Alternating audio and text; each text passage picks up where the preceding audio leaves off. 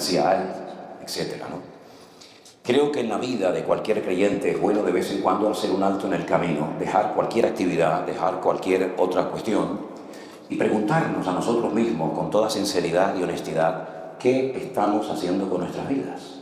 Si estamos creciendo, si estamos madurando, si estamos estancados, pero desde la honestidad, ¿verdad? No desde un deseo de aparentar y demostrar lo que no somos, sino a cara descubierta, ¿verdad? Delante del Señor. La Biblia dice que Dios no puede ser burlado, ¿verdad? Podemos fingir, podemos imitar, podemos disimular, pero delante de Dios estamos totalmente desnudos. Es como cuando Adán se dio cuenta de que estaba desnudo delante del Señor. Y cuando leemos en la Biblia que Adán estaba desnudo, después de pecar, dice que se dio cuenta de que estaba desnudo, eso es mucho más que darse cuenta de que estaba sin ropas. Eso significa que estoy sin argumentos. Estoy sin argumentos delante de Dios. ¿Qué le voy a decir? Claro, él empezó a excusarse, ¿no? Es que la mujer que me diste.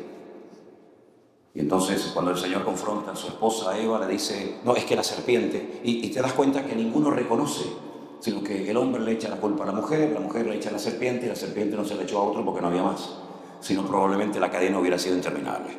Tenemos la tendencia, generalmente los seres humanos, de buscar siempre un chivo expiatorio, ¿no?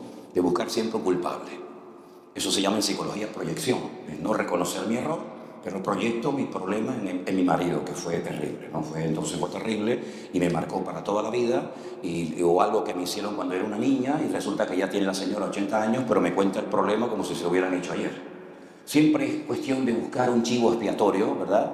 Y eso es algo que lo cultivamos y lo desarrollamos desde nuestra más tierna infancia, y después nos hacemos grandes, nos convertimos al Señor y siempre tratamos de decir, es que la iglesia en la que estoy no está bien, o el pastor como que no, o el diablo, y siempre parece que hay un factor ajeno a ti que es el que impide que tú crezcas, que tú madures y que tú venzas tus obstáculos de la índole que sean.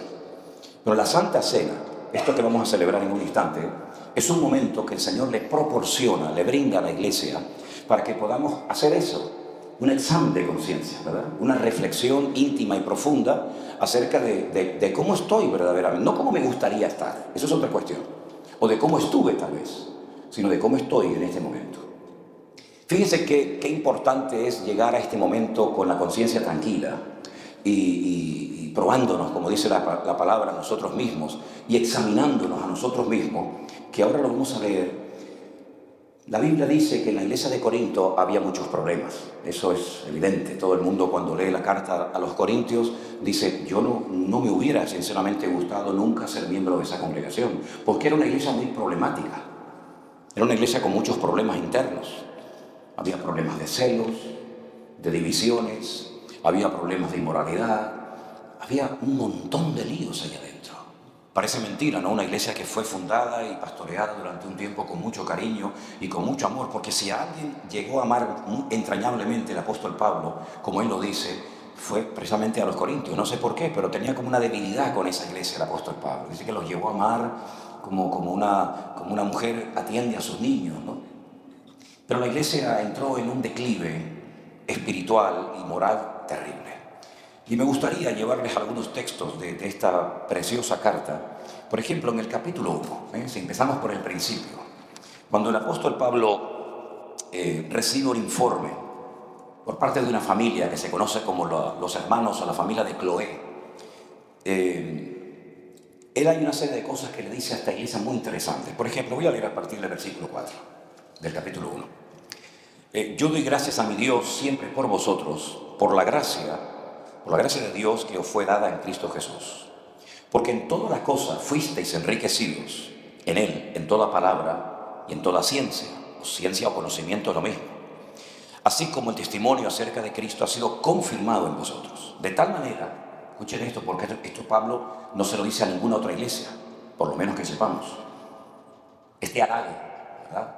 Este piropo, por decirlo de alguna manera, Pablo solamente se lo dirige a los corintios y les dice, a ustedes, ¿verdad? Nada os falta en ningún don.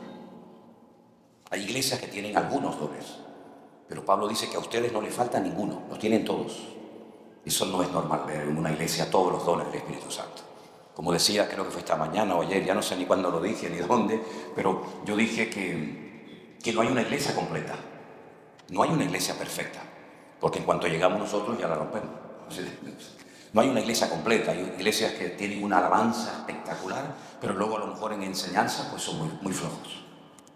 O por el contrario, tienen una enseñanza extraordinaria, está todo muy bien esquematizado y con sus clases y con sus materiales, pero luego a lo mejor en lo que es la alabanza, la música o cualquier otra actividad, pues no son tan fuertes. O iglesias que le dan un énfasis tremendo a las misiones y están todo el día hablando de las misiones y que hay que llevar misioneros por el mundo y apoyarlos y orar por ellos, pero luego a lo mejor después descuidan otras áreas. Y es que no hay una iglesia 100% completa. Ni en la Biblia, ni en la actualidad, ni jamás en ninguna parte lo podrán encontrar. Pero curiosamente, a esta iglesia Pablo la felicita porque, bueno, también después la reprende, ¿no? Y le dice algunas cosas que no andan bien, pero en este sentido, en este terreno de los dones del Espíritu Santo, Pablo dice, nada os falta en ningún don. Lo único que tienen que hacer ustedes es esperar la manifestación de nuestro Señor Jesucristo. Pues ya me gustaría a mí que el Señor dijera eso de la iglesia que pastoreo en España o de nuestras congregaciones por diferentes partes del mundo. Nada os falta en ningún don. Bueno, ustedes saben que hay diferentes interpretaciones en cuanto a este tema de los dones del Espíritu Santo, hasta el punto que en algunas denominaciones dicen que estos dones ya no existen, que ya no existen ninguno. Así que ni siquiera los pidamos ni esperemos que se manifiesten, porque cuando vino lo perfecto, según 1 Corintios 13, y algunos interpretan que cuando se terminó de escribir la Biblia, lo que se llama el canon, se completó el canon de la Escritura, los 66 libros de la Biblia, eso consideran que es lo perfecto, por consiguiente ya no necesitamos ningún tipo de manifestación de dones del Espíritu Santo. Pero eso es mentira, eso no es verdad, eso no es cierto. Eso es una incorrecta exégesis de un texto bíblico que no quiere decir eso, ¿verdad? No vivimos en un tiempo de perfección, no hay un ministerio perfecto, no hay una familia perfecta, no hay una iglesia perfecta. Hay otras personas que, por el contrario, como esto no tiene justificación alguna, lo que hacen es decir, bueno, pero esto era para otros tiempos, creemos en esos dones, pero ya esos dones ya no están en vigor porque hoy en día, pues eso de sanidades y milagros y lenguas y profecías, etcétera, ya eso no existe, sino que eso tuvo su momento y su lugar, pero ya hoy en día estamos en otra etapa de la historia de la iglesia, por consiguiente los dones ya no tienen ninguna aplicación o necesidad de que se manifiesten. Tampoco es verdad. Más bien todo lo contrario, si en algún momento de la historia la iglesia ha necesitado la manifestación de los dones del Espíritu Santo y menos la manifestación de los dones de la carne, es en este tiempo, se lo puedo asegurar. ¿O es que no hay enfermos entre nosotros? ¿No hay problemas que resolver? ¿No hay necesidad de sabiduría para resolver líos que a veces se llevan a cabo en las congregaciones y que nadie sabe cómo solucionarlos? Por supuesto que sí. Pablo invierte mucho tiempo de su ministerio como maestro de la palabra para explicar en qué consiste cada uno de los dones del Espíritu Santo. Y hay dos listas nada más, dos lugares en la Biblia solamente donde aparecen cuáles son los verdaderos dones del Espíritu Santo. Una lista está en Romanos capítulo 12 y la otra está aquí, en 1 Corintios también, casualmente capítulo 12.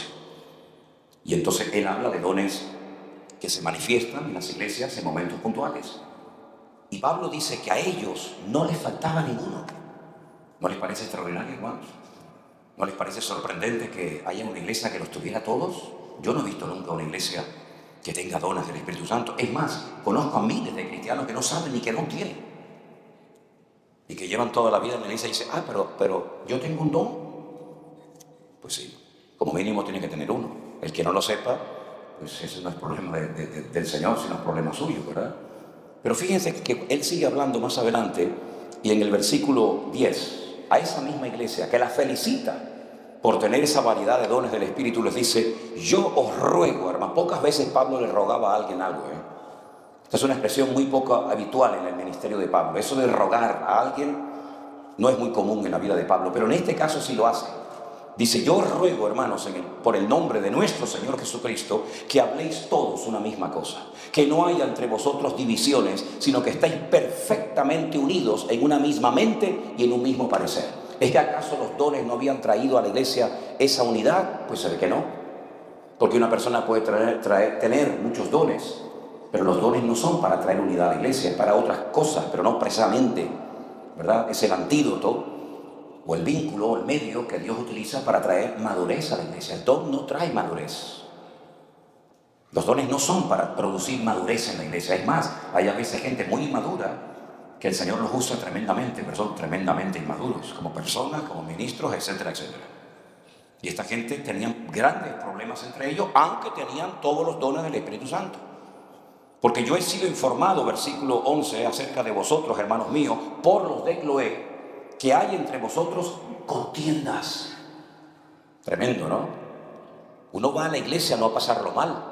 Uno va a la iglesia a ser bendecido, a recibir la palabra del Señor, pero no a discutir y a pelear con los hermanos. Pero eso es lo que estaba pasando en la iglesia de Corinto. Dice, hay contiendas. Dice Pablo, quiero decir, por si no lo han entendido bien, que cada uno de vosotros dice, yo soy de Pablo, yo soy de Apolo, yo soy de Cefas. Cefas es Kefa, es en griego el nombre de Pedro. Yo soy de Cristo. Y Pablo dice, ¿acaso Cristo está dividido? ¿Fue Pablo crucificado por vosotros? ¿Fuisteis bautizados en el nombre de Pablo? Está tratando de presentar argumentos como diciendo, ustedes no pueden ser seguidores de un hombre. Da igual si es Pablo, Apolo, Pedro, quien sea. Nosotros tenemos que tener una madurez que nos permita entender que todas esas personas que él acaba de mencionar y otras que vendrían en el futuro son simplemente instrumentos, hombres de carne y hueso que Dios usa en momentos puntuales y que los pone en nuestro camino para enseñarnos, para acercarnos más al Señor, pero en ningún momento tenemos que convertirnos en seguidores de nadie, que es lo que lamentablemente a veces ocurre. A mí siempre, desde muy jovencito, me llamó la atención ver que a veces los pastores o los ministerios lo que promocionan es su ministerio y su nombre. Yo no tengo una página web llamada pastorjosemanuelsierra.com. Es que yo no necesito promocionar mi vida, es que ni me interesa promocionar mi vida. Intenté durante toda mi vida pasar lo más desapercibido posible. Pero ya creo que a estas alturas ya es bastante complicado, ¿no? Pero me llama la atención que a veces el pastor de un ministerio o de una iglesia, pues la página web o el canal lleva su propio nombre particular. Y bueno, de acuerdo, si él cree que tiene que hacerlo así, pero lo que Pablo está tratando es de desmantelar, de romper esa idea de que al final el respeto, el cariño y el amor por una persona se termina convirtiendo casi en adoración y en veneración de una persona. Eso tenemos que huir radicalmente de esas actitudes. Y hay gente que le gusta en fin, que lo lisonjeen y todo eso, pero eso no tiene que tener cabida en nuestra vida. Dice la Biblia que un día quisieron presentarle ofrendas y guirnaldas y flores al apóstol Pablo y a Bernabé como si fueran dioses y se lanzaron contra la multitud diciendo, paren, ¿qué están haciendo? Nosotros no somos dioses en forma humana que hemos descendido y hemos obrado milagros y prodigios entre ustedes, ¿verdad? Entonces fijaros cómo la iglesia de Corinto por una parte parecía muy espiritual, pero por otra parte era tremendamente carnal. Y cómo se puede producir esa lucha, ¿no? Esas diferencias. Una persona parece tan espiritual, pero luego lo oyes hablar y dices, madre mía, es como me decía recientemente un hermano, dice, fíjate, hay personas que son, lo dijo él, no lo digo yo, son como el pavo real, pero cuando abren la boca todo lo echan a perder. Y es la verdad, ¿no? Fíjate que el capítulo 1, cuando uno lee esto, dice, oye, pero qué preciosidad de iglesia, qué dones del Espíritu Santo, pero ya va entrando en la realidad de la iglesia, te encuentras hermanos divididos, peleados, contiendas, divisiones, yo soy de fulano, yo soy de mengano, hasta que nos llegamos hasta el capítulo 3 y Pablo dice, mire hermanos, ¿saben? Y lo sigue llamando hermanos. Fíjate que cada vez que él se dirige a ellos, utiliza el adjetivo de hermanos, no le estoy hablando en inconversos. Le estoy hablando a gente que ha nacido de nuevo, que supuestamente ha entendido el Evangelio, que son mis hermanos en Cristo. Pues él vuelve a utilizar la expresión hermanos y dice, hermanos, yo no pude hablaros como espirituales.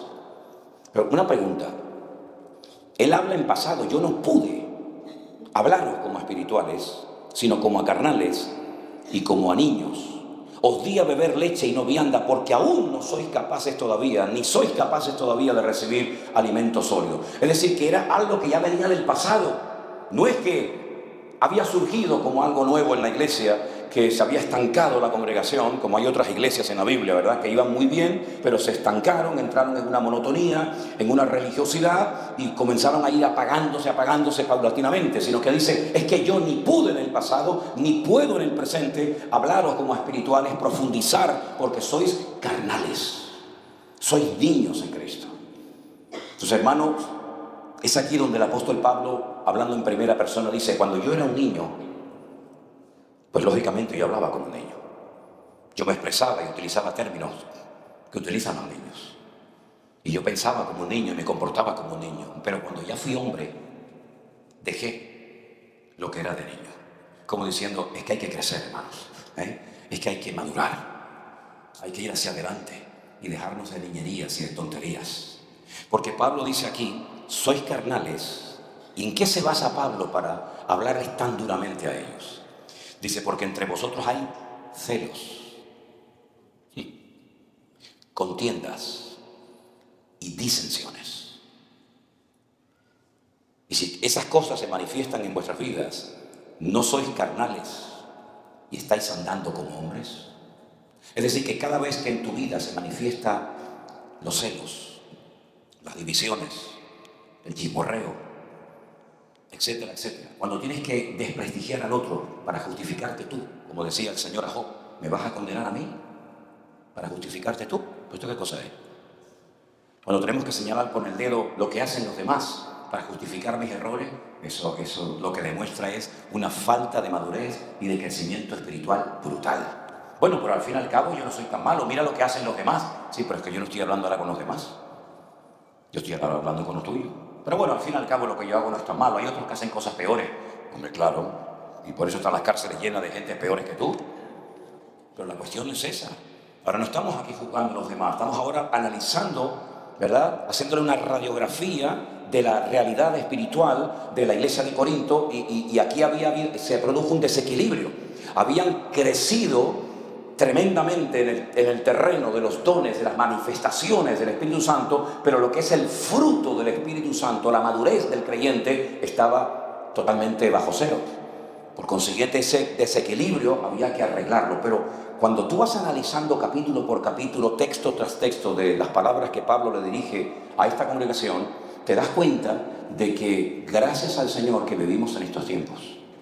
Porque si cualquiera de nosotros hubiera sido miembro de la iglesia de Corinto, capaz que nos hubiéramos ido a la iglesia de la esquina o a la de otra ciudad. Porque es una iglesia que dice, pero Dios mío, es que según la vamos analizando, resulta que te encuentras que hay gente en la iglesia viviendo en inmoralidad total y absoluta. Y Pablo llega y les dice, pero los pecados sexuales, el desorden, la inmoralidad que hay dentro de la congregación, ni en el mundo se están haciendo y cometiendo los pecados que para ustedes son ya como normales dentro de la congregación. Y uno dice, pero ¿esto qué es?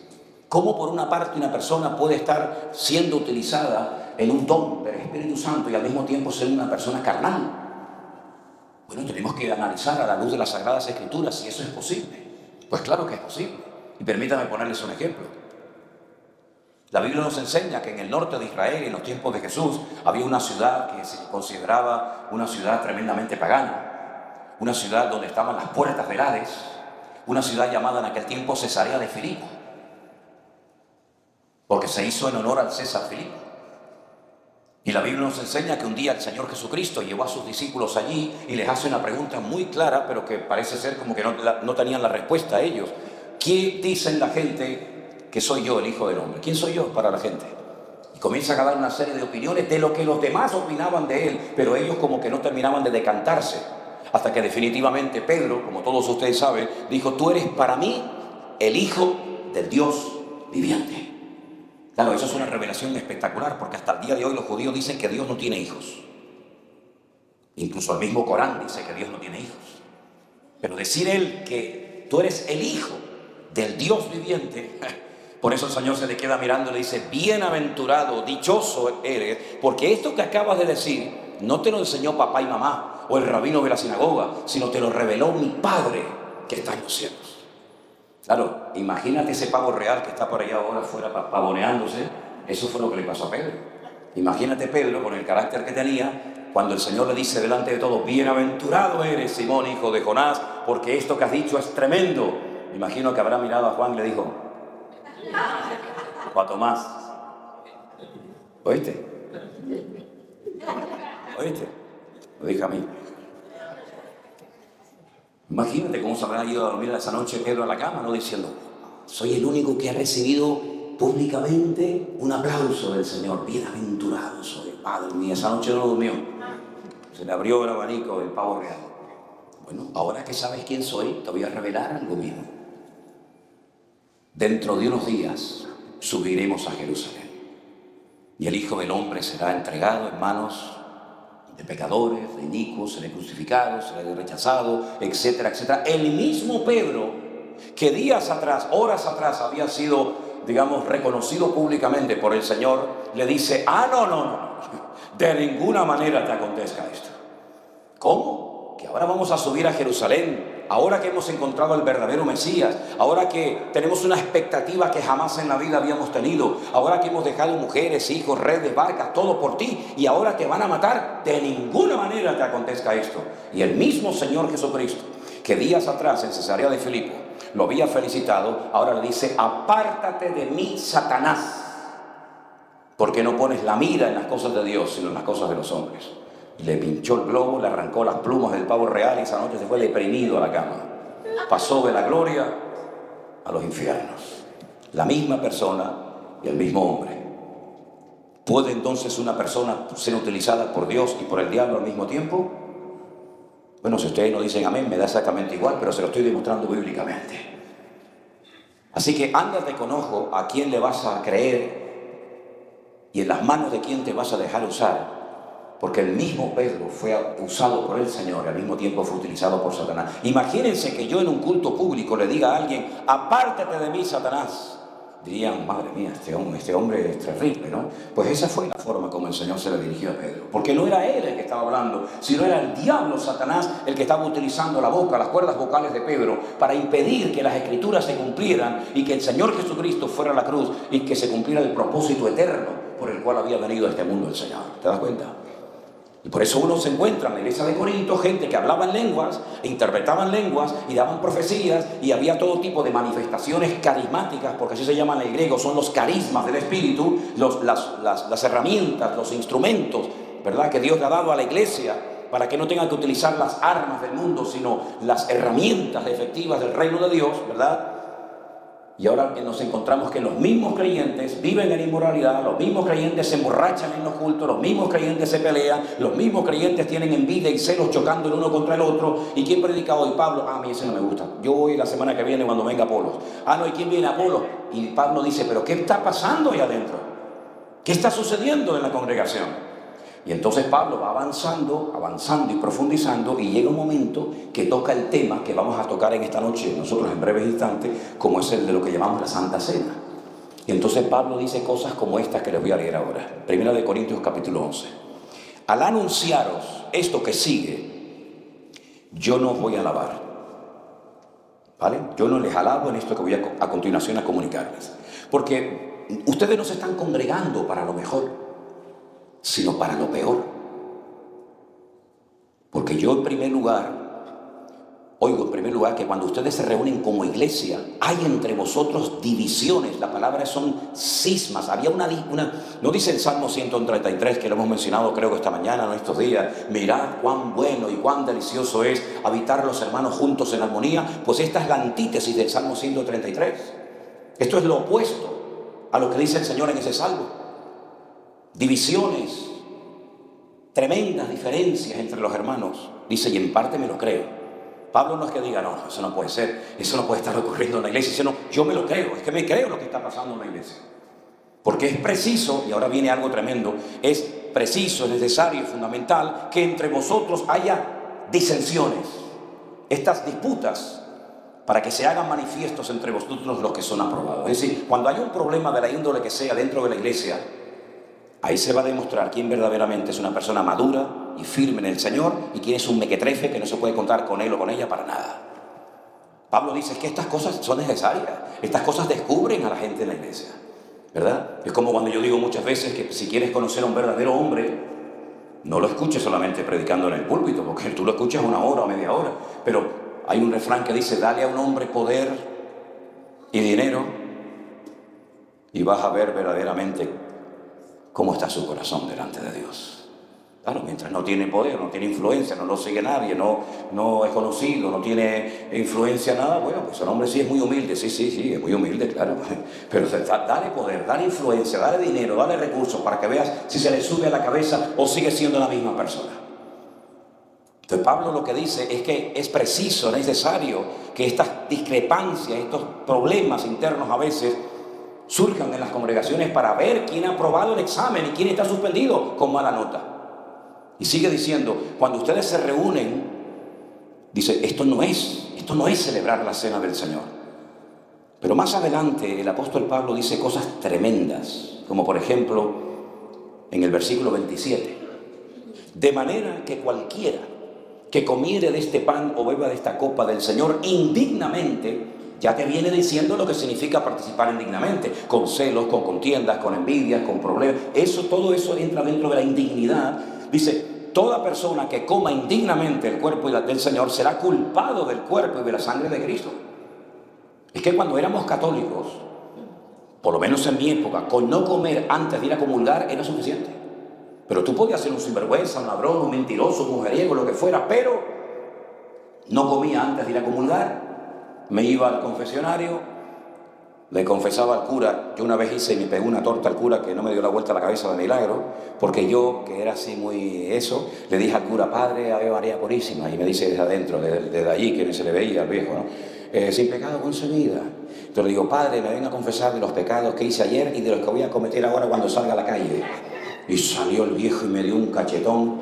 ¿Cómo eres tan falta de respeto? Cierra, vale, ya se. Y yo decía, yo me confieso ahora, pero en cuanto salga voy otra vez a hacer lo mismo con la niña aquella que me gusta y pedir y tal y cual, ¿me entiendes? Y el cura no le gustó aquella cosa, ¿no? Entonces dice la Biblia, ¿sí? ¿Usted también era igual? Ay, amigo, ¿cómo toca la palabra, Entonces, Pablo dice, no, esto no puede ser así. Tienen que probarse cada uno a sí mismo. Porque en algunas iglesias yo he visto que está la tendencia siempre de ver la paja del ojo ajeno. Mira cómo viene vestida aquella esta tarde. Mira con qué pinta viene. Mira las miraditas que le echa fulano y a vengano. Y mira cómo no sé qué y no sé cuánto. Si tú te vieras a ti mismo, amigo, ¿verdad? Pruébese cada uno a sí mismo. Vivimos muchas veces pendientes de lo que haga el otro. Pero lo importante es cómo tú estás delante del Señor en esta tarde. Pruébese cada uno a sí mismo. Es que déjalo. No le dijo una vez un discípulo al Señor pues claro, a mí me acabas de decir que me van a matar crucificado cuando sea viejo. Pero ¿y a este? Y le dijo al Señor, tú déjalo a él y tú sígueme. Pruébese cada uno a sí mismo y entonces puedes comer de la copa y beber del vino. Pero escuche bien lo que viene ahora porque es fuertísimo este versículo. El 30. Por lo cual, la razón por la que ocurren estas cosas, que hay muchos enfermos y debilitados entre vosotros y muchos duermen, es precisamente por la falta de respeto y de temor de Dios que muchas veces hay en algunas congregaciones. Donde todo vale, Dios es bueno, Dios es amor y no pasa nada. Claro que pasa, hombre. ¿Cómo no va a pasar? Enfermedades, debilidades, muerte, pero si nos examinásemos a nosotros mismos, entonces no seríamos juzgados. Así que, queridos hermanos, lo que el apóstol Pablo está tratando es de poner orden en la iglesia. Porque en el lugar del mundo donde más orden tiene que haber, ¿saben dónde es? En la iglesia. Es ahí donde tiene que haber orden.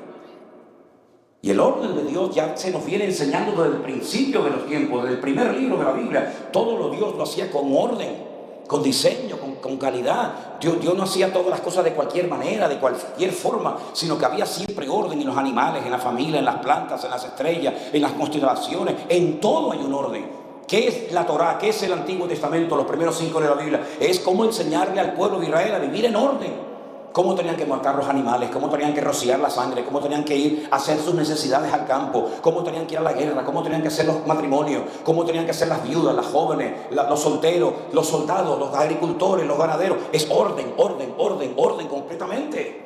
Hasta el punto que le decían, no se puede sembrar de cualquier manera, no se pueden vestir de cualquier forma, no pueden mezclar cosas. Eso es algo que el Señor inculcó en la mente del pueblo de Israel hasta el día de hoy. Lo llevan en la sangre, que hay cosas que no se pueden mezclar. Por ejemplo, es muy común, por lo menos yo lo veo muchas veces en España, que hay campos de maíz enormes y entre un surco y otros por el medio siembran, por ejemplo, papas. El Señor dijo, no, o siembras una cosa o siembras otra, no mezcles. Y cuando vayas al campo a arar, no cojas un mulo y un buey y entonces le pones el yugo. No se puede unir, un yugo desigual. Tienes que arar o con un buey o con 2 bueyes, pero no mezcles. Incluso Por ejemplo, las ropas. Usted nunca verá a un judío, creyente, ortodoxo, digamos, vestido con prendas de diferentes materiales. O sea, mira, el pantalón es de lana y la camisa es de seda. O el pantalón es de, no sé, de lino, pero lleva un jersey de, no sé, de algodón. No, ellos no se visten con mezclas de prendas. No se pueden hacer mezclas. Y por eso Pablo utiliza eso y dice, no os podéis unir en yugo desigual, porque no hay convivencia entre la luz y las tinieblas, no hay convivencia entre Cristo y Belial o Satanás. Es decir, o eres una cosa o eres otra. Y eso es lo que el apóstol Pablo está tratando de enseñar a la iglesia y por consiguiente también a nosotros, el orden en la familia. ¿Por qué decimos, póngase en orden privadamente antes de querer bautizarse o antes de querer casarse o antes de cualquier acto de la vida? Examínese cómo está viviendo usted su vida privada, porque la pública ya la conocemos. Pero nuestra vida privada es la mejor predicación que podemos vivir y el mejor sermón que podemos dar al mundo. ¿Cuántos dicen amén? Y por eso muchas veces la gente dice, yo no puedo ir a esa iglesia, yo no puedo creer en lo que ustedes dicen, porque fulanito de tal dice que es cristiano y mira lo que hace, y menganita es cristiana y mira lo que hizo y mira lo que dijo, y a veces por culpa de uno, pues meten a todos en el mismo saco.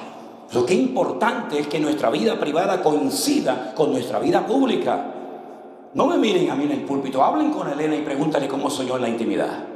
Pregúntenle a mis hijas cómo soy como padre, pregúntenle a mi esposa cómo soy como marido. Claro, lógicamente les va a decir que no soy ni un padre perfecto, ni un marido perfecto, pero intentamos tener coherencia y orden en nuestro hogar, de tal manera que ese es el mejor sermón que una persona puede dar en esta vida.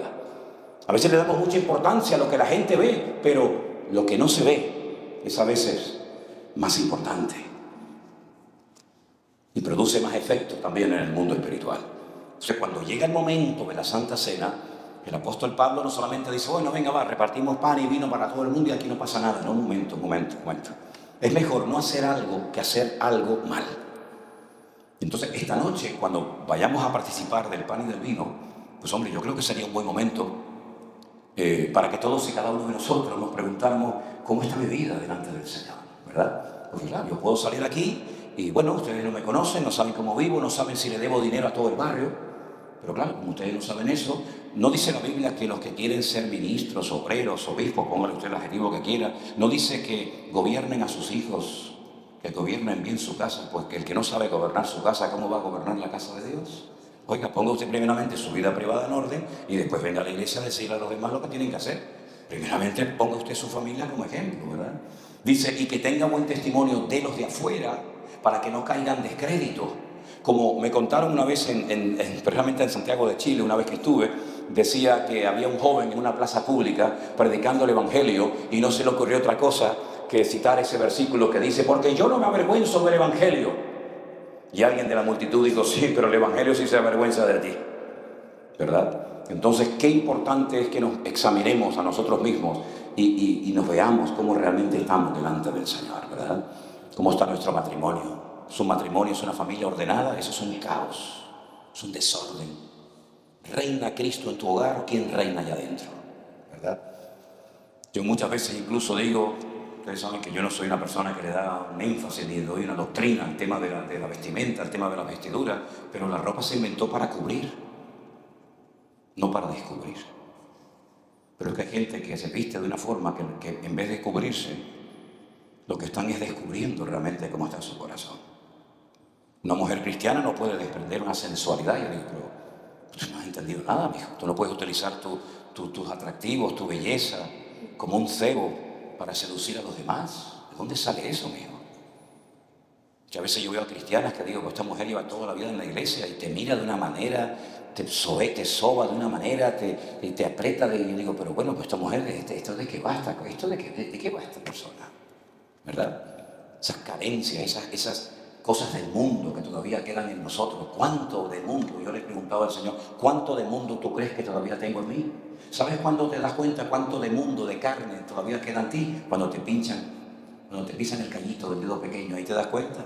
Yo nunca olvidaré, y bueno, no me avergüenzo de contarlo, porque gracias al Señor ya no soy tanto así. Pero me acuerdo que yo conduciendo a veces me transformaba. Yo te oía a ti. Cuando veníamos, pues yo si viviera aquí en Miami, madre mía, me haría el increíble Hulk, ¿no? Porque aquí conducen, aunque a mí me encanta conducir así, en plan desorden, para acá, para allá, ¿no? Pero estaba en un semáforo y el semáforo se puso en verde y había una señora delante de mí y no caminaba. Y yo ¿cómo lo llaman aquí? El claxon, porque hay palabras que uno dice que a lo mejor suenan feas, ¿no? ¿Cómo es? Venga, va, eso, ¿cómo se llama? Yo tocaba eso y no se movía, pero vi y no se movía y saco la cabeza por la entrada. Pero te quieres mover ya, inútil, que eres una inútil. Por favor, muévete. Mujer tenías que ser. Saca la cabeza por la ventana al Señor y dice, pastor, Dios le bendiga, pastor. Le dije, trágame tierra. Era una hermana de la iglesia. Era una hermana de la iglesia. Digo, mejor me ato una piedra de molino al cuello que antes de hacer tropezar a uno de estos pequeños. Y después le dije, mira hermana, perdón. No se preocupe hermano. Se lo conté a Elena, no nos divorciamos ese día de milagro. No te da vergüenza, tú pastor de la iglesia. No sé qué. Digo, ya, bueno, pues ya te tocará a ti conducir. Así que cuando nos pinchan es cuando sale realmente lo que somos por dentro. Y entonces yo ahí entendí lo que dice la Biblia, que cuando uno va a nombrar a alguien diácono o líder o maestro, de lo que sea, dice, pruébalo primero, somételo a prueba primero, a ver cómo reacciona. Y muchas veces el Señor nos manda pruebas en nuestra vida para decirnos, ¿te das cuenta cómo no tienes tanto amor como dices tener? ¿Te das cuenta cómo no tienes tanta fe como presumes en el púlpito tener? ¿Te das cuenta con esta prueba que no tienes tanta paciencia como ya se supone que deberías de tener? Porque las pruebas que son, para que Dios se dé cuenta cómo soy, pues ya lo sabe, sí, ya lo sabe. Es para que tú te des cuenta cómo sigues siendo y que todavía sigues suspendiendo con mala nota ciertos y determinados exámenes que te paso de vez en cuando a tu vida, amigo. ¿Te das cuenta? Entonces, mis queridos hermanos, vamos a participar, Dios mediante, en esta tarde dignamente, ¿les parece? Sí. ¿Tenemos preparado? Bueno, está ahí. Vale, perfecto. Bueno, hermanos queridos, va a haber una copita individual para cada uno. Bueno, yo quiero aclarar estas cosas porque cuando voy a ciertas y determinadas iglesias, que a lo mejor toca ese día participar del pan y del vino, yo he aprendido ver lo que hacen los demás antes de hacerlo yo. Porque he metido tantas veces la pata. Fui una vez a una congregación que tenían una copa para toda la iglesia. Pero como yo me crié en una iglesia que había una copa para cada uno, cuando yo llego a la iglesia y insistieron en que me sentara ahí en la primera fila, cuando llega el hermano que va a repartir el pan y el vino, llega con la cesta de pan, yo cogí mi trozo de pan y me da una copa. Y me la bebí toda. Todo. Y en esa iglesia no es como mucho zumo de uva, aquello era vino. Pero vino del bueno, de Rioja o Ribera del Duero de España. A las 10 de la mañana, una copa de vino así. Recibí el bautismo. Y me dice Elena, ¿qué has hecho? Digo, estoy participando del pan y vino, mija. Y me dice, la copa era para toda la fila, el hermano la limpia, se la da al otro, pero yo dije, mira, yo me la mandé para mí mismo. Ahora me entró un calor aquí dentro, amigo, y después me tocó predicar, agárrate, con gozo y con alegría. Entonces yo digo, a ver cómo lo hacen los demás, para yo no meter la mano, ¿viste? Entonces va a haber una copita individual para cada uno. Me pasó una vez, creo que fue aquí en los Estados Unidos, que me dieron la copa, y yo digo, perdón, ¿me pueden pasar el pan? Y me dice, ya se lo hemos dado. Y yo decía, yo no sé si me habrá caído al suelo el pan. Digo, mire, perdón, pero no encuentro el pan. Hermano, ya se lo dimos. Y claro, yo de bruto digo, pero ¿dónde está el pan? Y resulta que el pan iba encima de la copa. No, así ahora. Yo lo digo por si hay alguno que se parece a mí, para abrirte el camino. Nos ponemos de pie, hermanos, y con este gozo y con esta alegría, alabado sea Dios, participamos dignamente de este pan y de este vino. Cierre usted sus ojos, por favor, en esta tarde, y dígale, Señor, yo quiero en esta tarde identificarme con tu sangre y con tu cuerpo. Aleluya. Y esa sangre y ese cuerpo molido y entregado por mí en la cruz, en esta tarde yo lo puedo recordar con esta copa y con este trocito de pan, Señor. Y te doy gracias porque todo esto lo hiciste por amor a mí, Señor. No tenías por qué haber hecho todo esto, pero gracias, Señor, que no moriste para restaurar a los ángeles caídos, pero sí moriste para restaurar al hombre caído. Y te doy gracias, Señor, porque con estos emblemas, con este elemento del pan y el vino, tú nos permites recordar tu muerte, pero también, aleluya, tu resurrección y también, por supuesto, tu pronta venida, Señor. Así que, Señor, con dignidad y con temor y temblor, en esta tarde queremos participar de estos elementos, dándote gracias porque lo que representa a nosotros nos identifica como pueblo de Dios. Recibe toda la gloria y toda la honra en esta tarde, amado mío. Y te doy gracias porque podemos compartirlo con otros hermanos y juntos en familia y en armonía tú traerás bendición y vida eterna a nuestras vidas en esta tarde. En el nombre bendito de tu amado Hijo Jesús. Amén y amén. Pueden pasar a repartir, mis queridos hermanos, en esta tarde. Gloria al Señor. Alabado sea Dios. Y una vez que todos estén servidos, por favor, yo voy a leer unos textos de 1 Corintios, el capítulo 11.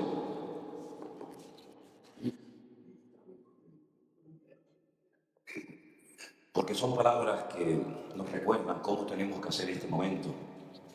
Y mientras los hermanos están sirviéndoles a ustedes, permítanme decirles que la primera vez que el Señor habló de que el cuerpo suyo estaría representado con un trocito de pan y su sangre representada con una copa de vino, fue en la última cena, en Jerusalén, en la Pascua, en Pesaj. Una fiesta que los judíos celebraban y siguen celebrando hasta el día de hoy para recordar que fueron esclavos en Egipto, pero que lograron salir victoriosamente, por fin, de la esclavitud de Faraón. Pero esa noche el Señor Jesucristo no dijo todo lo que se suele decir en la noche de Pascua, de Pesaj, que es un ritual, una ceremonia interminable, y hay toda una colección de libros de cuánto dura una ceremonia y cuánto hay que decir y cuánto no hay que decir, y sobre todo, hermanos, cuando comen ese pan que es como una tableta de galleta desaborida, sin sal, sin levadura, sin nada, que se llama la matzá. Y el papá lo parte y dice: este es el pan de aflicción que comieron nuestros padres en Egipto. El Señor no dijo esa noche nada de aflicción ni de tragedia, sino dijo: esto es mi cuerpo, que por vosotros es entregado. ¿Se dan cuenta?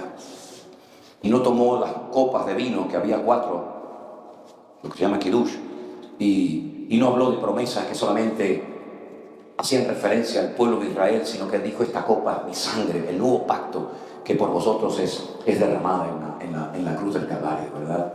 Y esa noche, en esa cena, él profetiza que uno de entre ellos le va a entregar, que uno de entre ellos le va a traicionar. Y entonces todos se ponen nerviosos porque todo lo que decía el Señor siempre era verdad. Y entonces todos empiezan a decirle al Señor: Señor, ¿seré yo? Señor, ¿seré yo? ¿Seré yo? Y el Señor, pues, no le dijo exactamente quién era, pero uno de ellos hizo una pregunta diferente, si os dais cuenta. Juan se recuesta en su pecho y le dice: ¿quién es? Porque yo no soy el que te voy a entregar. Pero todos estaban tan preocupados, ¿verdad? Y el Señor hizo algo que hoy en día no tiene ningún simbolismo, no tiene ninguna importancia, ni siquiera se hace, ¿no? Pero hizo algo que se hacía única y exclusivamente en momentos puntuales para demostrarle amor y amistad sin condiciones, sin límites a un amigo. Y le dijo a Juan: mira, fíjate bien lo que voy a hacer. El que moja conmigo su pan en mi plato, ese es. Y cogió el pan, lo mojó en vino y le dijo a Judas: lo que tengas que hacer, hazlo pronto. Y él tomó y salió, y la gente dijo: se habrá acordado de que hay que llevarle alguna ofrenda, algún donativo a alguna persona. Nadie dudaba de Judas, aunque el Señor sabía desde el principio que este era el que le iba a entregar, ¿verdad? Pero había disimulado durante 3 años de tal manera que ningún discípulo, ¿verdad?, desconfiaba de él. Sin embargo, el Señor, ¿a quién le ofrece el pan y el vino? Al traidor. ¿A quién le ofrece su amor sin límites? Al traidor.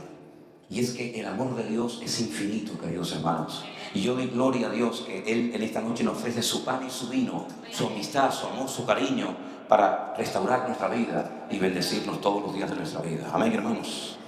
Dice en 1 Corintios, el capítulo 11. ¿Me ayudas un segundito aquí? No te digo yo. Bueno, algún día aprenderé. El pan está aquí. Bueno, un día en una iglesia no querían poner vino porque dice que era pecado mortal. Pusieron gelatina. Se pegaron 2 horas de alabanza. Aquello era interminable. La gelatina se cuajó. Y cuando llegó el momento de verla, pues ya me dirás cómo bebo yo gelatina. Todo el mundo metiendo el dedo, fue un desastre, aquello fue terrible. En fin, tengo para contar 20.000 anécdotas. Yo recibí del Señor lo que también os he enseñado, que el Señor Jesús, la noche que fue entregado, tomó pan y habiendo dado gracias, lo partió y dijo: tomad y comed, esto es mi cuerpo que por vosotros he partido, haced esto en memoria de mí. Participamos juntos del pan, queridos hermanos. Aleluya.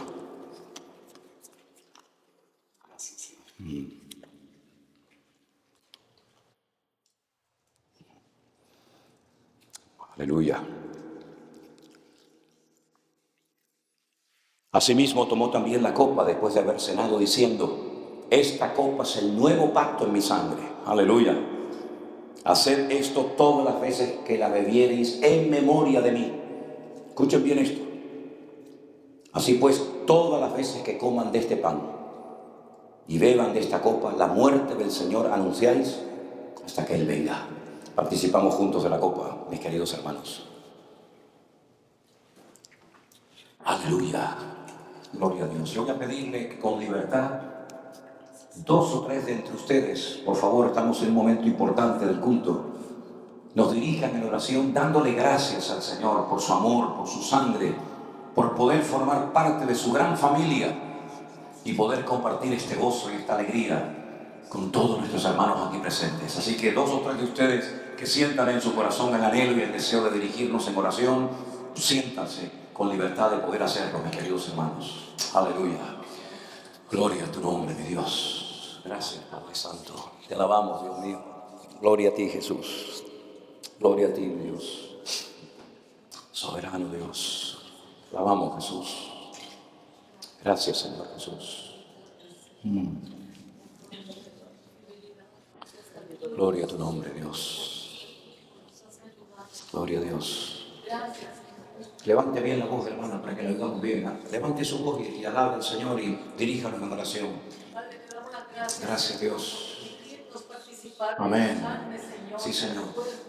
Y Señor, quizás la próxima Santa Cena sea en los cielos. Te alabamos, Señor. Aleluya. Sentados a tu mesa, en este glorioso día, Señor, que tu iglesia está esperando, Padre, cuando tu redención, Señor, esté completa en nosotros, Padre. Gracias, Jesús. Te damos las gracias por este tu pueblo. Gracias, Señor Jesús. Amén, amén. Como un solo hombre, Señor, adoramos y glorificamos tu nombre y te bendecimos, Señor, porque eres alabado, porque eres tú el importante en esta noche, porque eres tú, Señor, tu nombre sea glorificado, Señor. Gracias, Señor. Gracias por permitirnos estos días. Bendito sea tu nombre, esta comunidad, Señor, con tu pueblo, para adorarte y para glorificarte, Señor. Bendice tu pueblo. Señor. Gracias, te alabamos y te bendecimos, Señor. Tu nombre sea engrandecido en medio de la congregación de los santos, Señor. Alabamos y bendecimos tu nombre, Señor. Bendito tú eres, Rey de Reyes y Señor de Señores. Amén, amén, amén. Aleluya. Alguien más que nos dirija en oración, por favor, hermanos. Adelante. Levante su voz delante del Señor. Aleluya. Gracias, Dios. Amén. Sí, Señor Jesús. Amén, amén. Gracias, Señor. Te damos gracias. Oh, gloria a Dios. La cual estamos haciendo, glorificando tu nombre. Sí, Señor. Sí, Señor. Porque sabemos y entendemos de que tú eres nuestro Dios. Amén. Tú eres nuestro Salvador. Aleluya. Nuestro Redentor, Padre. Gracias, Señor. Estamos recordando, Padre. Y esperamos ese momento crucial, Señor, en el cual seamos elevados, Padre, a tu presencia, Señor, en el cual tú aparezcas, Padre bendito, en nuestras vidas, Señor amado. Bendice esta iglesia, bendice esta congregación. Sí, mi Dios. Aleluya. Cada vida que está en el Gracias, mi Señor. Y que en todo momento glorifiquemos tu nombre, Señor. Tengamos en nuestras vidas, en nuestros corazones. Gracias, oh Dios. Tú eres nuestro Padre, Amén. nuestro Dios, Amén. Salvador, Señor. Gracias en el nombre de Cristo. Amén, aleluya. Una persona más que nos dirija en oración en esta noche antes de sentarnos un momentito. Alguien más. Gracias, Jesús. Padre, gracias, Señor. Te damos Gracias, mi Dios. esta tarde, Señor. Aleluya. Tú eres bueno, tú eres maravilloso, Señor. Gracias, Tu amor Jesús. es incondicional, Dios mío. Y gracias, Dios mío, porque por medio de esta cena, Señor, podemos recordar el sacrificio que hiciste en la cruz, Dios mío, por cada uno de nosotros. Sabiendo, Dios mío, que pasamos de ser, Señor, personas que no estábamos aceptadas delante del Padre, ahora ser aceptados, Señor, por la gracia, Dios mío, que has derramado en nosotros, Señor. Te pedimos que podamos hacer este recordatorio, Señor, siempre llenos de gozo, llenos de felicidad en nuestras vidas, Señor, para darle testimonio al mundo, Señor, de la crucifixión y resurrección de nuestro Señor. Y que cada vez, Dios mío, podamos hacerlo, Dios mío, con más santidad, Señor, con el honor, Dios mío, que tú estás demandando, Señor, para que recordemos tu nombre, Señor, para que podamos ser puros, Dios mío, limpios delante de tu presencia, y esto sea agradable a ti, Señor, y que aún en medio, Dios mío, de esta cena, Dios mío, puedan ocurrir milagros, Señor. Gracias, Señor Jesús. Así sea, pueda, Dios mío, derramarse tu Espíritu Santo, Señor. Te damos las gracias, Señor, porque tú eres bueno. Para siempre es tu misericordia, Señor, en el nombre de Jesús. Amén, amén. Fuertes aplausos a nuestro Dios. Toda la gloria sea para Él. Aleluya. Sí. Gracias, Señor Jesús. Tomen asiento un momentito, hermanos. Por supuesto, gracias al Señor, pero también al Pastor José por habernos prestado una vez más la congregación durante estos 2 días, que ha sido un tiempo realmente extraordinario. Esta mañana ver la iglesia, ¿verdad?, rebosando con tantos hermanos y además con la expectativa de ver lo que el Señor va a hacer en los próximos días, semanas o meses en este lugar. Realmente nos gozamos y anticipadamente le damos gracias al Señor por lo que el Señor está a punto de hacer en esta hermosa congregación que Él ha levantado. Amén, hermanos. Gloria al Señor. Hermanos, vamos a entrar ahora en el próximo mes de marzo, si ustedes recuerdan, aproximadamente, ¿no? En el tercer año de lo que llamamos, o hemos llamado la iglesia virtual. La iglesia virtual no surgió para competir con la iglesia presencial de ninguna manera, en absoluto. Las primeras llamadas que nosotros recibíamos en aquellos tiempos eran de personas que estaban enfermas, de personas que vivían lejos de congregaciones, personas que estaban en lugares donde en la época de invierno hacía un frío tremendo y no podían salir, no tenían vehículos, no tenían modo de transportarse de un lugar a otro. O personas incluso que en pleno confinamiento se habían enterado de que sus respectivas congregaciones habían cerrado. Porque es triste decir esto, pero muchas congregaciones se cerraron y nunca más se volvieron a abrir. ¿Por qué? Dios lo sabe. Por ejemplo, recibíamos nosotros muchísimas llamadas de Bolivia, donde murieron docenas de pastores. Muchos pastores murieron en aquellos días en Bolivia, en Ecuador, y no tenían sustituto. Y muchas iglesias se cerraron y nunca más volvieron a abrirse. Entonces se pusieron en contacto con ellos tanta gente, tantas personas, y también muchísimas personas recién convertidas, que nunca, jamás habían pisado una iglesia.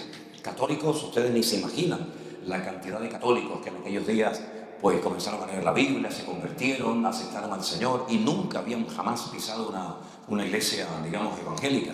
También hay que decirlo, recibimos muchísimas llamadas de hermanos que hacía años y años que no se congregaban en ninguna iglesia, que habían salido heridos, maltratados, humillados, en fin, podríamos poner todos los adjetivos que quisiéramos.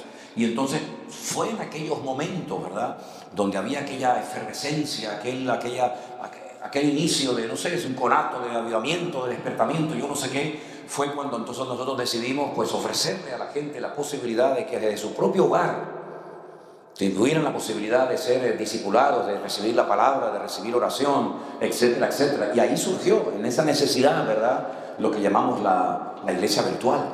Pero la iglesia virtual, ya digo, en ningún momento el objetivo ha sido sacar a la gente de la iglesia. De hecho, era y es y será un requisito indispensable para poder formar parte de las actividades de la iglesia virtual, que es mucho más que simplemente sentarse delante de la pantalla de una televisión o de una computadora. Pues es requisito indispensable que esa persona no esté asistiendo a ninguna iglesia.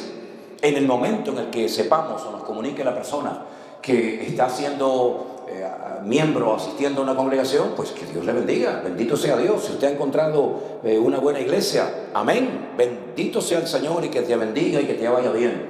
Pero cuando una persona solicita formar parte de la membresía, ¿verdad?, de la iglesia virtual, tiene que ser sincero y a veces nos han dicho, no, pero es que yo tengo mi iglesia, tengo mi pastor, pero también quiero. Digo, no, esto no, nosotros nosotros no trabajamos de esa manera. Respetamos la iglesia local, respetamos a los pastores, y si usted ha conseguido una iglesia o está en una iglesia, Dios le bendiga, siga ahí, porque esto no es un juego, sino esto es otra cosa.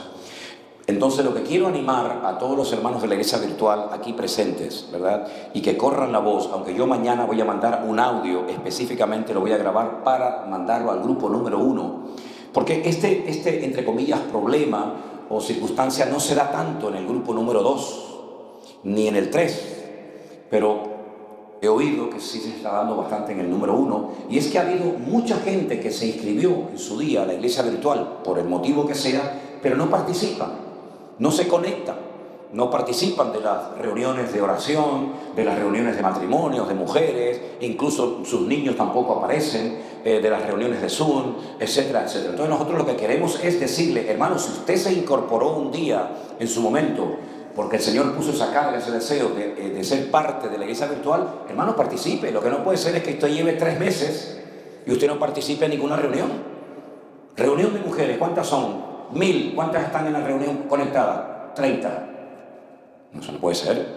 Me dicen que en la iglesia virtual, grupo número 1, hay 400 y pico personas, pero nunca se conectan las 400 y pico personas. Entonces, no, eso no puede ser.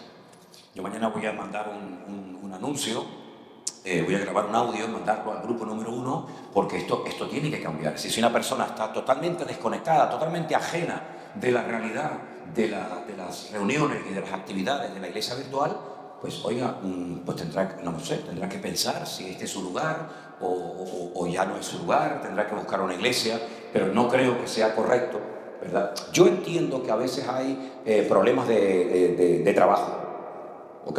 Entiendo que si usted está trabajando no se puede conectar, entiendo que si usted está viajando o lo que sea, pero lo que no es normal, ni queremos que sea normal, es que pasen meses y haya personas que dicen, no, yo soy de la iglesia virtual.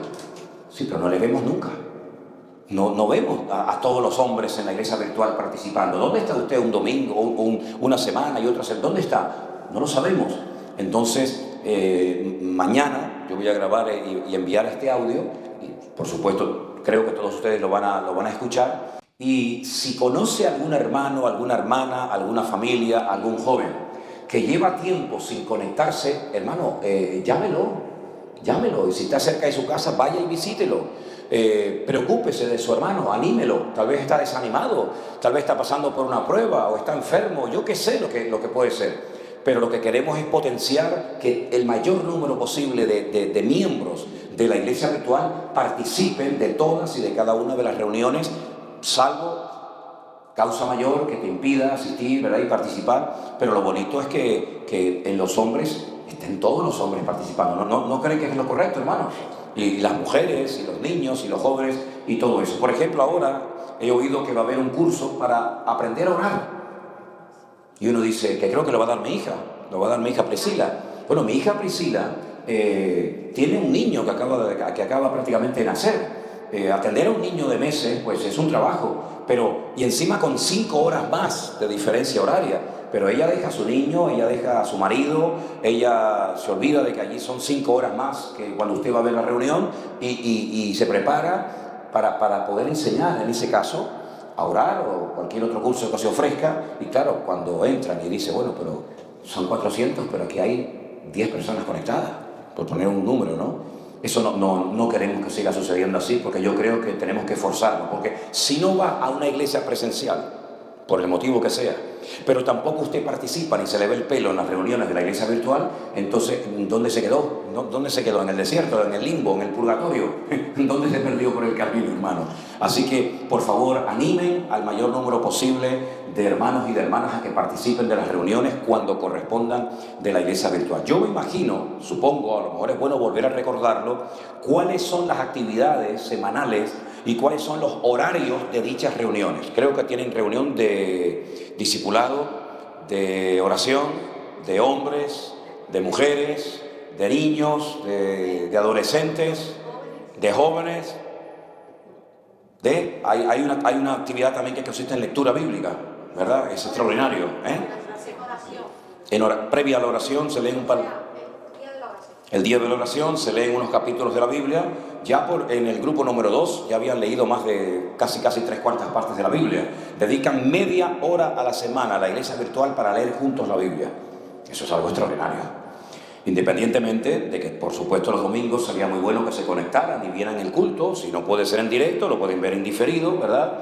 Entonces, hermano, vamos a mandar mañana, Dios mediante, este audio para animar a esos hermanos que se han ido, no sé, despistando, desconectando, lo que sea, porque no creo que haya muerto tanta gente en este tiempo, ¿no? No creo que sea por motivos de defunción, ¿no?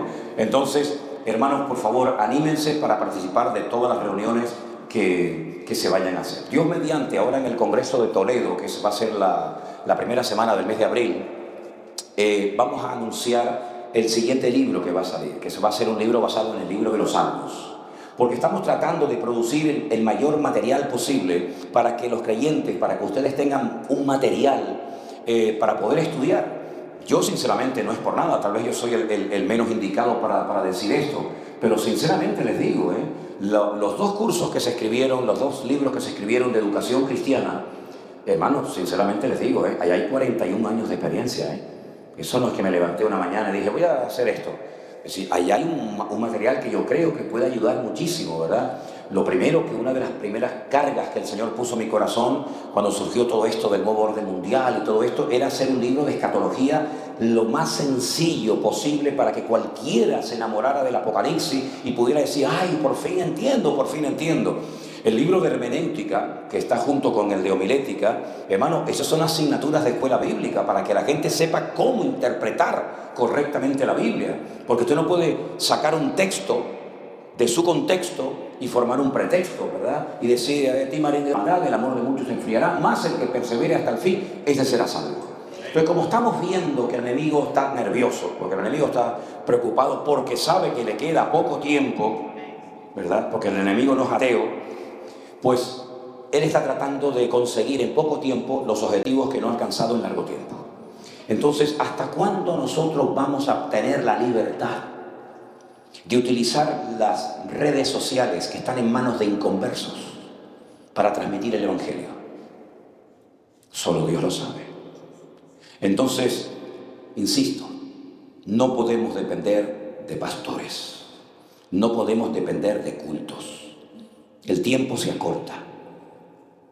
Espero equivocarme, pero capaz que en algún momento no tendremos la libertad de poder emitir y de poder transmitir la palabra de Dios como lo hemos hecho hasta el día de hoy. Pero tiempo habéis tenido para haber aprendido todo lo que el Señor nos ha transmitido.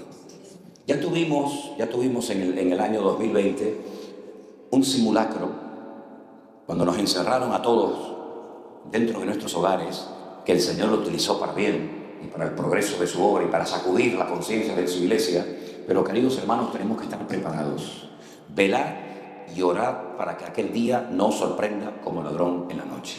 Tenemos que estar orando, preparados, hacer de nuestras casas nuestro primer punto de predicación. El papá, la mamá tienen que trabajar en equipo para enseñar la palabra de Dios a sus hijos y no meter a su hijo 5, 6 horas o 7 horas cada día en un colegio, sabe Dios en manos de quién, y después traerlo a la iglesia media hora a la escuela dominical para que le quiten toda la basura que el niño aprendió durante toda la semana y hacer de ese niño que sea un varón de Dios el día de mañana. Eso así no funciona. Nosotros tenemos que invertir tiempo y darnos cuenta de que la prioridad de nuestra vida es nuestras familias, nuestros hijos y nuestra vida personal y privada delante del Señor. Por lo tanto, aprovechemos toda oportunidad que el Señor nos brinde para crecer, para madurar, para aprender, para tener las herramientas en casa, para que cuando se corte el grifo, diga, bueno, hermanos, ya el pastor en su momento nos dijo lo que teníamos que hacer, así que ahora manos a la obra, nuestra casa es nuestra iglesia. ¿Se da cuenta? Bueno, puede ser que suene a ciencia ficción, pero yo recuerdo a un pastor de Siria que dijo, si hubiéramos hecho caso a lo que nos dijo el Señor en aquel momento, muchos miembros de nuestra iglesia no hubieran perdido la vida. Pero no hicimos caso a las advertencias que el Señor durante años mandó a nuestras vidas. Y comunidades e iglesias enteras, como por ejemplo en la ciudad de Damasco, en la ciudad de Alepo y otras localidades, fueron arrasadas y no quedó ni títere con cabeza. ¿Por qué? Porque no hicieron caso a las advertencias del Señor. Sin embargo, en el siglo I, La historia nos enseña que cuando llegó la destrucción de la ciudad de Jerusalén en el año 70 después de Cristo, muy poquitos cristianos, contados con los dedos de una mano, murieron en Jerusalén porque oyeron y se prepararon ante aquello que dijo: no entren en la ciudad, el que esté en el campo no entre, el que esté en la azotea no baje, ¿verdad? Y se prepararon y tuvieron en cuenta las advertencias que el Señor les mandó. El Señor, antes de hacer una cosa, advierte. Siempre es así. Siempre es así. El Señor advierte, manda palabra, manda a sus siervos, manda exhortación. Recordemos las cosas que hemos aprendido para que cuando esto se ponga peor, pues sepamos lo que tenemos que hacer y no digamos: ¿y ahora qué hacemos? ¿Y ahora dónde vamos? Ya te dijeron lo que tenías que hacer. Prepárate, vela, ora, dobla la guardia, para que aquel día no te sorprenda como ladrón en la noche, sino que aproveches el tiempo de prepararte, porque todo lo que Dios te está dando, algún día tú lo vas a tener que utilizar. Hoy predico yo, mañana predicas tú, y así nos vamos pasando el relevo unos a otros. Y repito, la gran ventaja de la iglesia virtual, ¿verdad?, es que podemos alcanzar a centenares y a miles de personas en tiempo real desde un solo punto. Pero yo no sé hasta cuándo va a poder durar todo eso. Así que el Señor nos ayude a prepararnos y a hacer caso de las amonestaciones que el Señor nos está dando. Amén, hermanos. Ok, nos ponemos de pie esta noche, oramos al Señor y le damos gracias por esta reunión que hemos podido celebrar. Nuestro hermano José, por favor, pase adelante y nos dirige en oración, y después nos saludamos y nos despedimos todos con el amor del Señor. Salimos el día martes rumbo a Las Vegas, donde estaremos una semana con cenas. Tenemos 2 cenas. Tenemos cultos, tenemos reuniones en la iglesia. Después nos vamos a dirigir en coche a San Francisco, donde estaremos también otra semana, con cenas, con reuniones. Es decir, que el Señor nos dé fuerza y gracia y sabiduría para poder atender a tanta gente que todavía nos están esperando. Oramos al Señor, hermano. Pastor. Gracias. Padre, en esta noche regresamos a ti. Gracias, Dios con mío. la confianza de saber que tú nos oyes. Aleluya. Dios mío, Gracias, yo Señor. en esta noche Gloria a con Dios. humildad impongo mis manos sobre tu Gracias, siervo Dios. para bendecirlo en esta noche. Gracias, Señor. Rogarte, Dios, que en esta trayectoria que le queda por delante, le guardes. Gracias, Dios. Le bendigas, que guardes su salud, que guardes su vida. Amén. Que tenga cuidado de su familia. Oh, sí, mi Dios Dios. mío, que si te place termines la obra Oh, de sanidad en Miriam. Amén. Y así, Dios mío, que cada uno de ellos tenga un testimonio tan personal que nada ni nadie los separe de la voz de Dios, Dios mío. que es en Cristo Jesús. Y así, Dios mío, yo te pido por mis hermanos Bendícenos, Dios. que Guarda. han venido a reunirse, a congregarse en este punto, en este tiempo, Señor, que tú les ayudes. Oh, gloria a Dios. Dios mío, que como la palabra hoy nos exhortaba, estemos todos preparados, sabiendo, Dios mío, lo que tendremos que hacer en momentos de crisis. Así es. Y sabiendo, Dios mío, que aunque el cielo y la tierra pasarán, tu Aleluya. palabra permanecerá Amén. para siempre. Amén. Aleluya. Ayúdanos, Señor, a anclar nuestra fe en ti, Así es. en el alfa y el omega, Oh, gloria a en Dios. aquel que no falla, en aquel que no ha perdido una batalla. Gracias, Señor. Bendícenos en esta noche y al regresar a nuestros hogares, que la paz de Dios guarde nuestros corazones. Así sea. En el nombre de Jesús. Amén. Amén. Aleluya. Amén. Gloria a Dios. Fuertes aplausos al Señor. Saluda a su hermano. Dios le bendiga. Dios le bendiga. Que la paz del Señor nos acompañe. Bendiciones, hermano. Bendiciones, hermano. Gloria a Dios. Aleluya. Igualmente, una bendición muy grande. Yo me he gozado esta vez más que la vez pasada. Nosotros también. Sinceramente. Un tiempo Ha buenísimo. sido un tiempo extraordinario. Ha sido un tiempo de verdad, de corazón te lo digo, en serio.